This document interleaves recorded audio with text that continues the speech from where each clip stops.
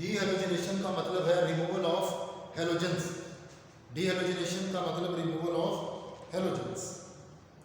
और vicinal डायहेलाइड्स, vicinal डायहेलाइड्स का मतलब होता है ऐसे ग्रुप, ऐसे हेलोजेंस जो कि एडजेसेंट कार्बन एटम्स पे मौजूद हो। डीहेलोजिनेशन का मतलब रिमूवल ऑफ हेलोजेंस। और जो हेलोजेंस रिमूव हो रहे हैं वो आपने याद रखना है कि वो ऐसे हेलोजेंस हैं जो एडजेसेंट कार्बन पे मौजूद है, एडजेसेंट कार्बन एटम्स पे मौजूद होने की वजह से इसको हम नाम दे रहे हैं विसिनल डायहेलाइड। रिएजेंट कौन सा इस्तेमाल होगा? जिंक डस्ट की फॉर्म में इस्तेमाल होगा। और जिंक डस्ट में जो सॉल्वेंट हम यूज करेंगे वो alcohol methyl alcohol CH3OH solvent के तौर पर इस्तेमाल हो रहा है। ये हमारे पास एग्जांपल है, जरा गौर से देखिएगा। 1 2 3 4 कार्बन एटम्स का एक हाइड्रोकार्बन है हमारे पास। और कार्बन नंबर ये 2 है, ये कार्बन नंबर 1, कार्बन नंबर 3 और carbon number 4। So carbon number 2 और कार्बन नंबर 3 पे, क्योंकि दोनों एडजेसेंट कार्बन एटम्स हैं, इनके ऊपर हेलोजन ग्रुप मौजूद है, क्लोरीन ग्रुप मौजूद है, इस वजह से इसको मैं नाम दे रहा हूँ विसिनल डायहेलाइड। तो डाई का मतलब 2, दो हेलोजेंस हैं, दोनों हेलोजन के जो ग्रुप्स हैं उनको हमने रिमूव करना है, एडजेसेंट कार्बन से रिमूव करना है। तो हम यूज कर रहे हैं zinc dust in the presence of solvent methyl alcohol. तो ये जिंक और क्लोरीन ये दोनों ऐड अप हो जाएंगे, क्लोरीन यहाँ से एलिमिनेट हो रहा है, जिंक क्लोराइड बनेगा। जैसे यहाँ से क्लोरीन दोनों तरफ से रिमूव होगा, इन दोनों कार्बन के दरमियान डबल बॉन्ड जनरेट हो जाएगा। सो इस तरह से हमारे पास अल्कीन जो है वो प्रोड्यूस हो जाएगा। क्योंकि 4 कार्बन मेंबर्स का अल्कीन है तो इसको मैं नाम दूंगा 2-ब्यूटीन। 2-ब्यूटीन ENE जो है वो ENE जो प्रीफिक्स इस्तेमाल की है, ये ENE का मतलब कि जो प्रोडक्ट है it will carry double bond. Next जो मेथड है ये बहुत इंपॉर्टेंट, शॉर्ट क्वेश्चंस की फॉर्म में भी आ चुका है बोर्ड में। Partial hydrogenation of alkynes. So YNE जो प्रीफिक्स है वो ट्रिपल बॉन्ड के लिए हम इस्तेमाल करते हैं कि जब हम ऑर्गेनिक कंपाउंड्स में हाइड्रोकार्बन्स में ट्रिपल बॉन्ड यूज करते हैं तो उनको नाम दिया जाता है उस मेंबर्स को, उन होमोलोगस सीरीज के अल्काइंस। पार्शियल हाइड्रोजनेशन प्रोसेस का नाम है। इसका मतलब कि ये जो हाइड्रोजनेशन है, एडिशन ऑफ हाइड्रोजन है, ये जो एडिशन ऑफ हाइड्रोजन है ये कंट्रोल्ड प्रोसेस है, इसको हमने स्टॉप कर लेना है, इस वजह से इसको हम नाम दे रहे हैं पार्शियल हाइड्रोजनेशन। इसमें 2 मेथड्स हैं, एक है लिंडलर कैटलिस्ट और दूसरा मेथड वो बाद में डिस्कस करते हैं। लिंडलर कैटलिस्ट में पैलेडियम ED, पैलेडियम जो है वो कैटलिस्ट के तौर पर इस्तेमाल हो रहा है। And palladium is supported on barium sulphate, यानी कि बेरियम सल्फेट के ऊपर पैलेडियम की जो लेयर है वो हम इस्तेमाल कर रहे हैं। And quinoline is act as a poison, poison के तौर पर, ताकि के जो हाइड्रोजनेशन का प्रोसेस है उसको कंट्रोल किया जा सके। उसको जैसे ही हमने अल्कीन्स को क्योंकि प्रिपेयर करना है, जैसे ही अल्कीन प्रोड्यूस हो जाए तो किनोलिन उस प्रोसेस को स्टॉप करेगा, पॉइजन के तौर पर इसलिए लिखा है के तौर पे इस्तेमाल करेंगे। That is why it's process named as partial hydrogenation. मुकम्मल तौर पर हाइड्रोजन ऐड नहीं करेंगे, रिड्यूस प्रोसेस है, कंट्रोल्ड प्रोसेस। ये हमारे पास अल्काइंस हैं 1 2 3 4 मेंबर कार्बन है अल्काइंस। हाइड्रोजनेशन का प्रोसेस करेंगे, addition of hydrogen in the presence of catalyst palladium supported on barium sulphate and quinoline act as a poison. जैसे ही हाइड्रोजन ऐड करेंगे ट्रिपल बॉन्ड में, याद रहे एडिशन जो है वो हाइड्रोजन का या एडिशन किसी भी ग्रुप का वो वहीं पे होता है जहां पे ट्रिपल बॉन्ड या डबल बॉन्ड प्रेजेंट है। सो ट्रिपल बॉन्ड यहाँ पे ब्रेक होगा, वो आने वाले हाइड्रोजन को जगह देगा, जिससे ट्रिपल बॉन्ड जो है कन्वर्ट हो जाएगा डबल बॉन्ड। जो सबसे इंपॉर्टेंट बात है कि जो प्रोडक्ट हमारा बना है that is in the form of cis. मैं इसका नाम दूंगा सिस 2-ब्यूटीन, सिस 2-ब्यूटीन। 2-ब्यूटीन तो इस वजह से क्योंकि 4 कार्बन है, 1 2 3 4, 1 2 क्योंकि डबल बॉन्ड सेकंड कार्बन पे आ रहा है, इस वजह से 2-ब्यूटीन, लेकिन साथ में सिस का वर्ड भी इस्तेमाल कर रहा हूं।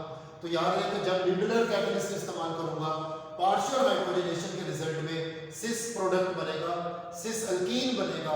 यही शॉर्ट क्वेश्चन के तौर पर भी आता है कि सिस प्रोडक्ट बनेगा, तो सिस का मतलब कि ये जो दो सेम ग्रुप्स हैं, like this is CH3 group, यहाँ पे एक और CH3 ग्रुप है, तो डबल बॉन्ड के एक तरफ दोनों सेम ग्रुप्स मौजूद हैं, CH3 एक साइड पे मौजूद है, यहाँ पे एक हाइड्रोजन, यहाँ पे दूसरा हाइड्रोजन, ये भी दोनों डबल बॉन्ड के सेम साइड पे मौजूद हैं। इस वजह से प्रोडक्ट का नाम सिस है, सिस 2 ब्यूटीन। ये हमेशा बनेगा लिटरल कैटलिस्ट की प्रेजेंस में।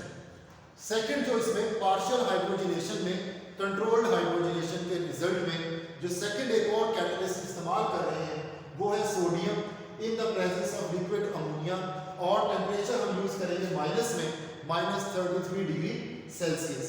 जब आप ये कैटलिस्ट यूज करेंगे sodium in the presence of liquid ammonia तो ट्रांस प्रोडक्ट बनेगा।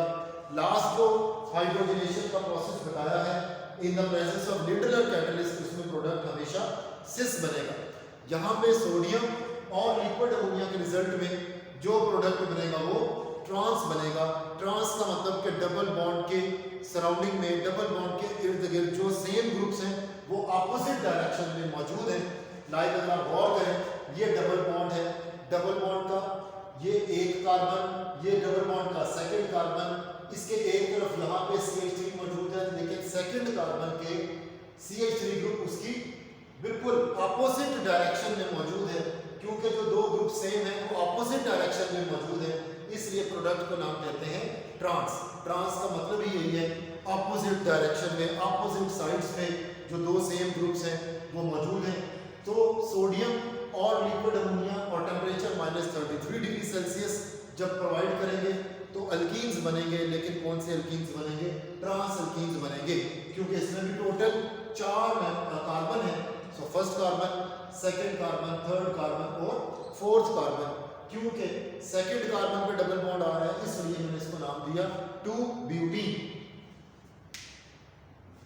नेक्स्ट जो मेथड है, this is another very important preparation methods regarding alkenes, और लाहौर बोर्ड में या गुजरांवाला बोर्ड में अलग से लॉन्ग क्वेश्चन भी आ चुका है। मेथड का नाम है electrolysis of salt of dicarboxylic acid. Electrolysis हो रहा है। इलेक्ट्रोलाइसिस का मतलब कि हम कंपाउंड की आयोनाइजेशन कर रहे हैं, उसकी ब्रेकिंग कर रहे हैं with the help of electricity, इसलिए नाम दिया इलेक्ट्रोलाइसिस। और सॉल्ट ऑफ डाइकार्बोक्सिलिक एसिड यानी कि जो सॉल्ट है उसके अंदर कार्बोक्सिलिक एसिड के हवाले से कितने ग्रुप्स थे? 2 ग्रुप्स थे, लेकिन वो जो एसिड है उसका H रिमूव किया हमने। H की जगह जब मेटल ग्रुप ऐड करेंगे तो वो क्या बन जाएगा? सॉल्ट। लाइक जैसे ये एग्जांपल है CH2COONA, CH2COONA, this is called disodium succinate. लेकिन याद रहे कि अगर यहाँ पे H मौजूद है, अगर मैं यहाँ पे H लगा दूं तो ये क्या बन गया? Dicarboxylic acid. COH carboxylic acid का फंक्शनल ग्रुप है, ये भी फंक्शनल ग्रुप है कार्बोक्सिलिक एसिड का, तो इसको मैं नाम दे रहा हूँ डाइकार्बोक्सिलिक एसिड। लेकिन एसिड सॉल्ट का बनाता है कि जब उसका H, एसिड का H रिमूव कर दें, उसकी जगह कोई मेटल लगा दें। तो अगर मैं यहाँ पे सोडियम मेटल लगा देता हूँ तो ये बन गया सॉल्ट ऑफ डाइकार्बोक्सिलिक एसिड। पहला प्रोसेस होगा आयोनाइजेशन। आपको मैंने यहीं से बात स्टार्ट की है कि प्रोसेस है इलेक्ट्रोलाइसिस का। इलेक्ट्रोलाइसिस में कंपाउंड्स की ब्रेकिंग होती है, डीकंपोजिशन होती है, वो पॉजिटिव और नेगेटिव आयंस में कन्वर्ट होते हैं। तो पहला स्टेप आयोनाइजेशन, जिसके रिजल्ट में जो ये डाइसोडियम सक्सीनेट है, सक्सीनेट नेगेटिव आयंस में और सोडियम पॉजिटिव आयंस में ये कन्वर्ट हो गया। उसके बाद रिएक्शन होगा, नेगेटिव आयंस है, नेगेटिव आयंस एनोड की तरफ जाएंगे, लिहाजा यहां से एनोड में रिएक्शन स्टार्ट होंगे। जो ये सक्सीनेट आयन है ये यहां से एनोड में रिएक्शन स्टार्ट हो गया। सक्सीनेट आयन नेगेटिव ऑक्सीजन में नेगेटिव चार्ज, ये second oxygen negative charge carry करता है। इस नेगेटिव का मतलब कि इसके पास एक्सेस ऑफ इलेक्ट्रॉन्स हैं, एक इलेक्ट्रॉन, ये 2 इलेक्ट्रॉन, ये दोनों इलेक्ट्रॉन लॉस कर देगा। एनोड में स्टडी किया होगा आपने कि एनोड में हमेशा कौन सा प्रोसेस होता है? ऑक्सीडेशन। लिहाजा ये ऑक्सीडेशन का प्रोसेस हुआ।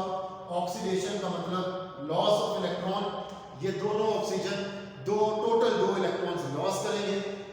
अब ये किस में कन्वर्ट हो गया? फ्री रेडिकल में।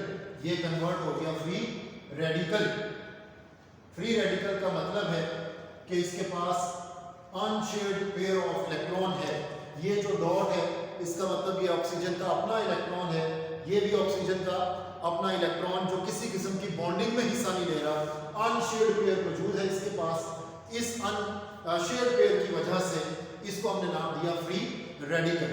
सो ये फ्री रेडिकल यहाँ पर गौर कीजिएगा। इसके बाद जो है वो इसकी डीकम्पोजिशन कैसे होती है, डी कार्बोक्सिलेशन इसको मैं नाम दे सकता हूँ, क्योंकि यहाँ से कार्बन डाइऑक्साइड रिमूव हो रहा है। सो मैं प्रोसेस को नाम दे रहा हूँ डी कार्बोक्सिलेशन। सो डी कार्बोक्सिलेशन का मतलब कि कार्बन डाइऑक्साइड रिमूव हो रही है।